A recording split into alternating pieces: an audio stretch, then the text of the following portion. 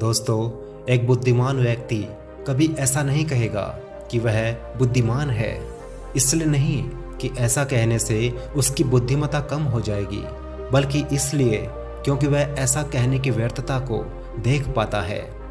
दोस्तों, आज मैं आपके लिए गौतम बुद्ध के जीवन से जुड़ी हुई एक ऐसी छोटी सी कहानी लेकर आया हूँ जो आपको बताएगी कि वास्तव में बुद्धिमान कौन है और बुद्धिमान किसे कहते हैं। तो इसी के साथ कहानी की शुरुआत करते हैं। एक नगर में एक लड़का रहा करता था और उसका दिमाग बहुत तेज था और उसकी खासियत यह थी कि वह किसी भी चीज को बहुत जल्दी और आसानी से सीख लेता था। जहां अन्य लोगों को किसी काम को सीखने में महीनों या वर्ष लगते थे, वहीं पर इस लड़के को उसी काम को सीखने में कुछ ही दिन लगते थे। उसकी ख्याति दूर दूर तक फैल गई थी और कहा जाने लगा था कि उस व्यक्ति के जितना बुद्धिमान कोई है ही नहीं। परंतु वह व्यक्ति तो जानता था कि वह भीतर से क्या है। हर व्यक्ति जानता है कि वह भीतर से क्या है, चाहे वो बाहर से कुछ भी दिखाए। वह व्यक्ति भी भीतर से तो परेशान था, परंतु वह अपने अहंकार से अपनी परेशानियों को ढकना चाहता था।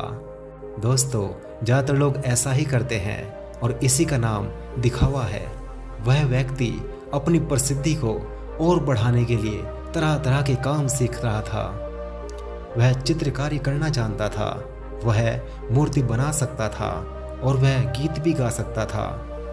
और इसी तरह वो इस दुनिया का हर वो काम सीख चुका था जो उसने अब तक देखे हुए थे।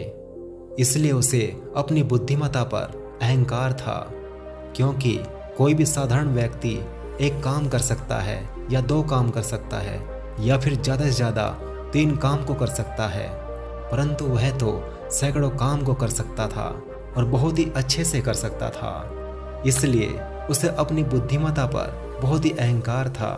वह इस बात को अंदर ही अंदर मान चुका था कि उसके जितना बुद्धिमान इस दुनिया में कोई भी नहीं है। फिर एक दिन उसका सामना गौतम बुद्ध से होता है। उसे पहली बार एक ऐसा व्यक्ति दिखता है जिससे उसे ईर्ष्या हो जाती है। अब तक उसने ऐसे लोग देखे थे जो कि उससे ईर्ष्या करते थे, और जहां पर ईर्ष्या होती है वहां पर तुलना का होना निश्चित है। वह व्यक्ति अपनी तुलना गौतम बुद्ध के साथ करना शुरू कर देता है। वह देखता है कि बुद्ध के पास तो एक भिक्षा कटोरा है और जबकि उसके पास धन की कोई कमी नहीं है। बुद्ध के वस्त्र तो बहुत ही साधारण से हैं, परंतु उसके वस्त्र बहुत कीमती हैं। बुद्ध तो जमीन पर नंगे पैर चलते हैं, परंतु वह नंगे पैर नहीं चलता। इसी प्रकार से वह आदमी सैकड़ों चीजों से अपनी तुलना गौतम बुद्ध के साथ करने लगता है, परंतु हर तुलना के बाद भी वह पाता है कि उसकी ईर्ष्या बुद्ध के प्रति बढ़ती ही जा रही है। तब वह व्यक्ति मन ही मन सोचता है कि मैं इस भिक्षु से अपनी तुलना क्यों कर रहा हूँ, जबकि मेरा जीवन इससे 100 गुना बेहतर है। अचानक उस व्यक्ति के मन में एक ख्याल आता है कि लोग बुद्ध का सम्मान कर रहे हैं। आखिर उसके भीतर ऐसा क्या है जो मुझ में नहीं है और जिसके कारण मेरे भीतर इसके प्रति इतनी ईर्ष्या है।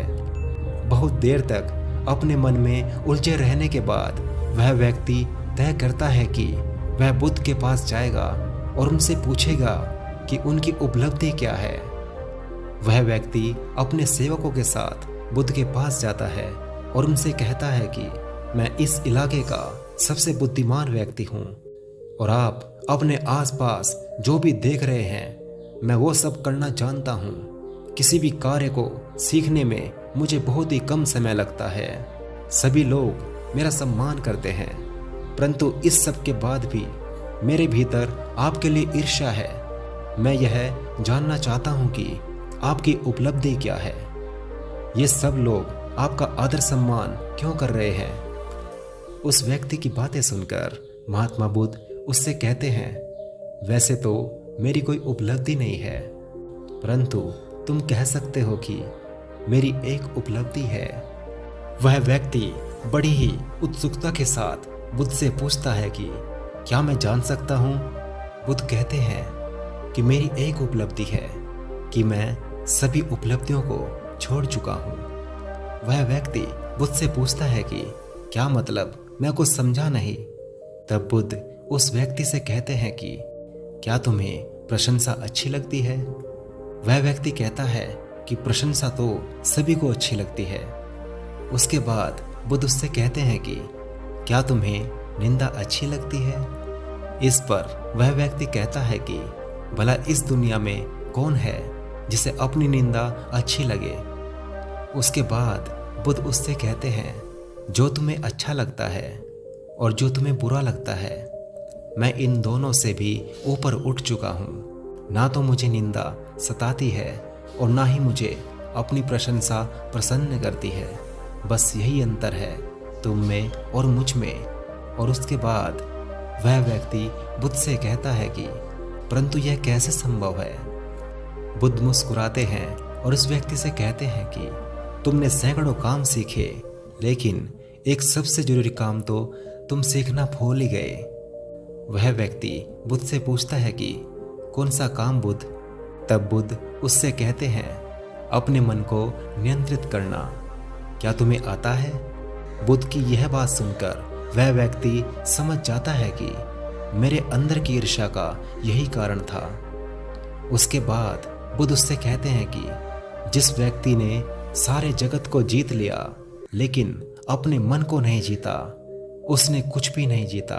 और जिसने अपने मन को जीता परंतु अपना सब कुछ गंवा दिया, फिर भी उसने सब कुछ जीत लिया। क्योंकि वास्तव में बुद्धिमान व्यक्ति वही है जो अपने मन का शासक है, वो नहीं जो अपने मन का गुलाम है।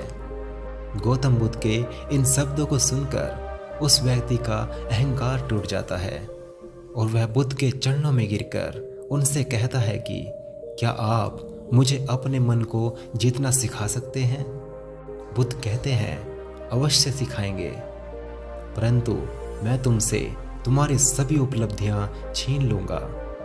फिर उसके बाद वह व्यक्ति बुद्ध से कहता है कि मैं इसके लिए तैयार हूं बुद्ध। उस दिन से वह व्यक्ति ध्यान करना शुरू कर देता है, क्योंकि ध्यान ही वह तरीका है जिससे कोई भी इंसान अपने मन को वश में कर सकता है। दोस्तों, वास्तव में बुद्धिमान व्यक्ति वही है जो अपने मन का शासक है, वो नहीं जो अपने मन का गुलाम है। दोस्तों, इस कहानी के माध्यम से आज हमने बुद्धिमान कैसे बने और बुद्धिमान किसे कहते हैं इसके बारे में सीखा। आशा करता हूँ कि यह कहानी आपको पसंद आई होगी। इस कहानी के प्रति आपके जो भी सुझाव है हमें कमेंट बॉक्स में ज़रूर बताएं। कहानी अच्छी लगी हो तो इसे लाइक करें, दोस्तों के साथ शेयर करें और वीडियो में अंत तक बने रहने के लिए आपका तहे दिल से बहुत बहुत धन्यवाद। आपका दिन शुभ और जीवन मंगलमय हो।